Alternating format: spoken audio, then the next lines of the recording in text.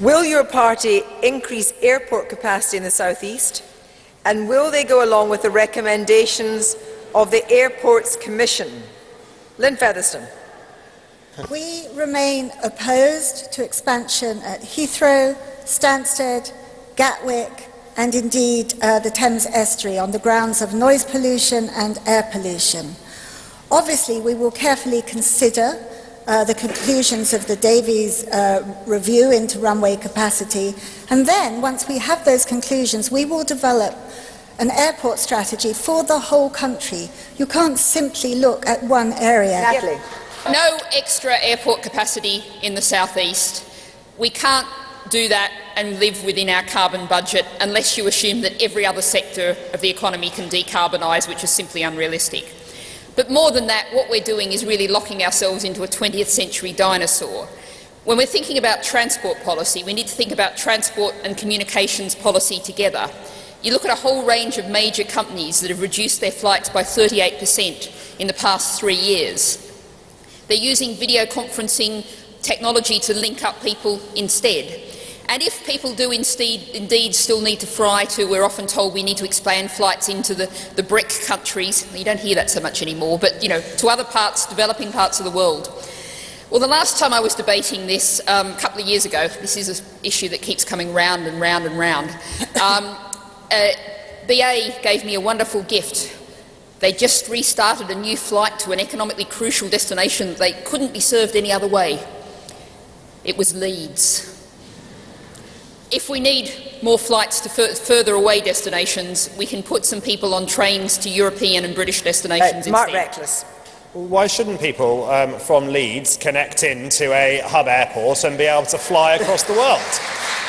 At the moment, they're forced to fly to Schiphol or to Paris or to Frankfurt. And actually, it's about time we got on with making a decision. It's been ridiculous. We've had years and years of this Davies report already, including far too much time looking at bonkers proposals from Boris for estuary airports costing 100 million quid. Hang on, just a that minute. would add £50 to the price of every ticket. Was Boris bonkers with that proposal? Boris bonkers? Never! He may be your future leader. Was he bonkers with that proposal? Look, are you coming to me now? Yes.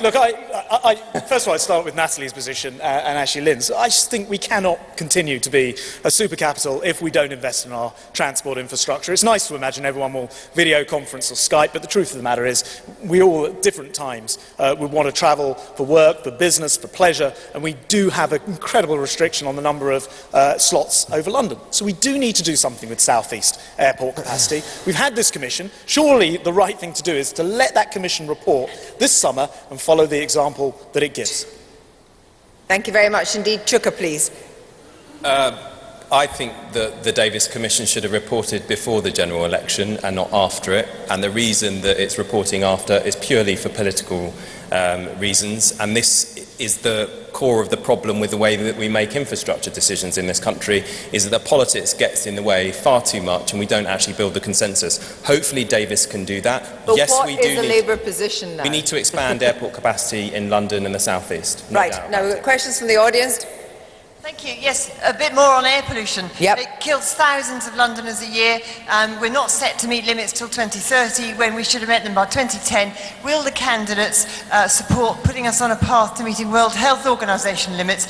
And what else will they do to cut traffic levels? Thank you. I'm just going to ask the panelists, but what I want is a quick show of hands. Despite whatever your politics are, I want show of hands for those who support airport expansion in London, those who don't. Those who support airport expansion? Quite a lot. Those who don't? I think that's about 50-50, Chuka. Yeah. Obviously, we've got to improve our train services, and I'd love to see a straw poll of here who uses Southern Rail. Southern Rail have been providing the biggest joke of a service to Londoners for the last... Is there anyone here who wants to admit to working for Southern Rail? Well, do you know what? I did a public meeting on this, and somebody from Southwark came to the public meeting and admitted they didn't have enough drivers for the trains and they didn't have enough trains. And I thought, how on earth are these guys within the terms of their franchise? That's why I want TfL ultimately to take over the suburban London routes. I'd like to see that happen. Well, yeah? Indeed. Kirsty, I'd just like to point out that the Green Party wants to go further. We want to bring all of the railways back into public hands and run them for passengers, not shareholders. Right. I'm going to have one more question for the environment, which picks up on the bikes, and take it from a question later we've got on public services and education. This question goes exactly to your point. How will you make London a healthier city? And what can be done to improve London's transport system and make our roads safer? We've had 5 deaths on bikes since the beginning of the year in London. There isn't such a thing as a safe bicycle lane, is there, Grant Shapps? Well, first of all, I think the bikes have been a big success in terms of the rollout with the Boris bikes. And just to add to Chuka's constituency pleading, I'd also like to see them come all the way up to Hertfordshire. I want to see the Oyster card come up there, and actually we can have the London buses get it as well.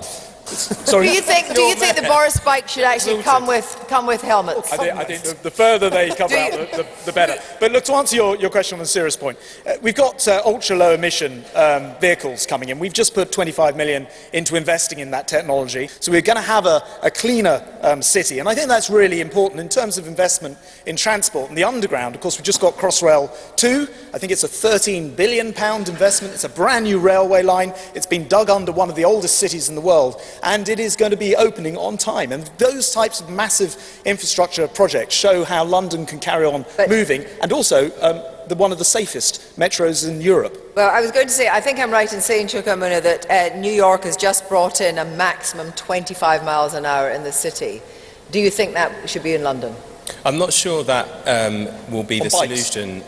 Bikes? Bikes. I'm not sure that will solve the issue that we've had. There is an issue that we have here, which is if we want to have proper cycle superhighways, so to speak, we need wider roads. And we already have issues with parking and other things cluttering our thoroughfares. There is a genuine issue here for us to work through as a city. Do we want to declutter, have less parking and create more space for cycling, or are we going to carry on with the situation that we have now? Or do you want HGVs only to be allowed to come and go at certain times of the day? Preferably not in rush hour. I mean, by the way, we should be absolutely clear. I mean, this is a devolved matter. I'm a big devolutionist, so ultimately it's TfL and a mayor issue, not us at central government to impose our view on London in this respect. Mark Reckons, do you ride a bike?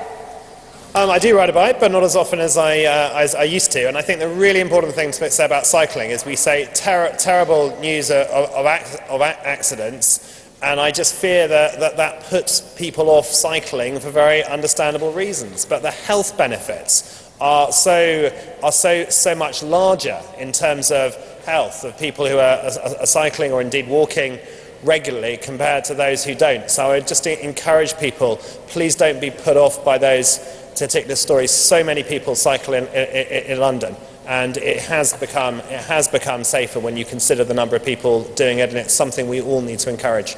Lynne Featherstone. I'm going to tell you a little known fact. It was me who originally suggested Boris bikes. I didn't suggest Boris bikes, I suggested the bike rental scheme to Ken Livingstone, who turned it down, I may say. But it was ready on the shelf when Boris came in. It's absolutely crucial that we invest in cycling. So in terms of Liberal Democrats, we would implement the Get Britain Cycling Report, and that demands £10 expenditure per head to be invested in bike lanes, in high-volume secure parking, and road safety measures to keep cyclists safe. I mean, it's fantastic now. You drive around London, I drive around London. I live in Highgate, so I can leave by bike, but I could never get back. I'm on the top of a Highgate hill. You drive around London and you see so many cyclists now, so we really have to develop this fully. And I am a great fan of actually Boris's proposed superhighway. I think it's a great step forward. Thank you very much. Kirsty, can I just comment on the point of road safety, because we're really missing an important point here. Walking is equally or even more environmentally friendly. And when we're talking about road safety, that's a huge issue. We're seeing vulnerable road users, including pedestrians, and particularly older pedestrians, are being killed at a horrific rate in London. And the Green Party has been a long champion of 20-mile-per-hour speed limits. And this is a really classic example of what happens with many things the Green Party puts forward. About 10 years ago, I started saying we need 20-mile-per-hour speed limits, and people said, oh, that's radical, that's extreme. You know one of the first bits of London to introduce 20-mile-per-hour speed limits? That really radical centre known as the City of London. It's all 20 mile per hour. Thanks.